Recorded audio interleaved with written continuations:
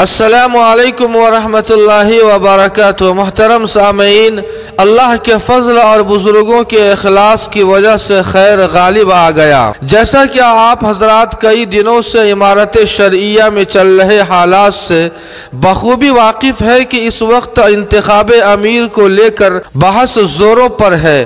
کچھ دنوں سے خصوصاً بہار، اڑیسہ، جھارکھنڈ کے اور عموماً ہند کے وہ تمام احباب جو اخبار پر نظر رکھتے ہیں بہت بے چین تھے۔ الحمدللہ اب وہ بے چینی ایک حد تک کم ہو گئی ہے۔ بے چینی کی وجہ بیان کرنے کی ضرورت نہیں ہے، صرف اتنا سمجھ لیں جو ہوا اور جو پریشانی ابھی باقی ہے اور اللہ نہ کرے جو آئندہ ہوگی ہمارے اعمال بد کے نتیجے کی وجہ سے ہوں گے، کیونکہ اللہ قرآن میں کہتا ہے ظہر الفساد فی البر والبحر بما کسبت ایدی الناس، کہ خشکی اور تری میں فساد تمہارے ہاتھوں کی کمائی ہے۔ جیسا کہ ظاہر ہوا بعض لوگوں نے اکابرین و متقین علماء کے اخلاص کے ساتھ وضع کی گئی شرعی دستور امارت سے کھلواڑ کرتے ہوئے امیر بننے کے لیے دستخطی مہم چلاتے رہے۔ مخلص لوگوں کی طرف سے روکنے کے باوجود اس جرم پر اصرار کرتے رہے۔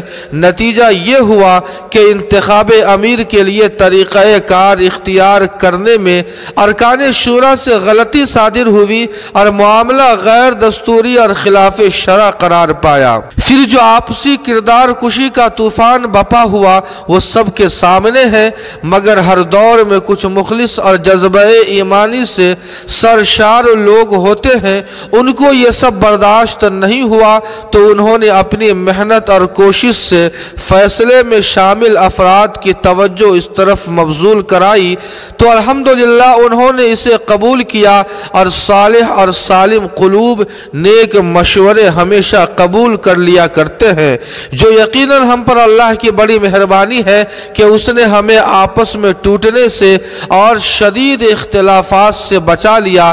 میں سمجھتا ہوں اللہ کے اس فضل کی وجہ ہمارے گزرے ہوئے بزرگان دین کا اخلاص بھی ہے، جنہوں نے قرآن و سنت سے استنباط کر کے بھرپور اخلاص کے ساتھ امیر شریعت کے انتخاب کے لیے جو دستور بنائے ہیں وہ اللہ کے یہاں بہت مقبول ہے، محبوب ہے۔ اس لیے جب ہم نے اس سے چھیڑ چھاڑ کی تو اللہ نے تھوڑا مزہ چکھا دیا تاکہ ہم اپنی بری حرکت سے باز آ جائیں۔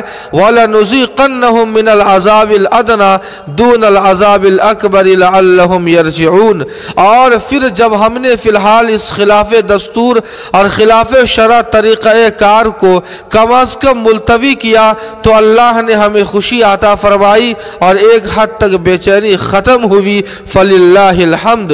اس لیے ہم جو بھی کام کریں اللہ کے قائم کردہ حدود میں رہ کر کرے، اللہ کی طرف سے خیر کا نزول ہوگا، زندگی دونوں جہاں میں پاکیزہ اور پر لطف ہوگی۔ اس کے برخلاف نفس پرستی اور خلاف شرع کام کرنے کی ابتدا بہت مزیدار ہوتی ہے مگر انجام بہت دکھ بھرا اور ذلت آمیز ہوتی ہے۔ ہم پھر سے آخر میں اللہ کا شکر ادا کرنے کے ساتھ ان احباب کے بھی شکر گزار ہیں جو اس قضیہ نامرضیہ کو ایک حد تک حل ہونے کا سبب بنے ہیں۔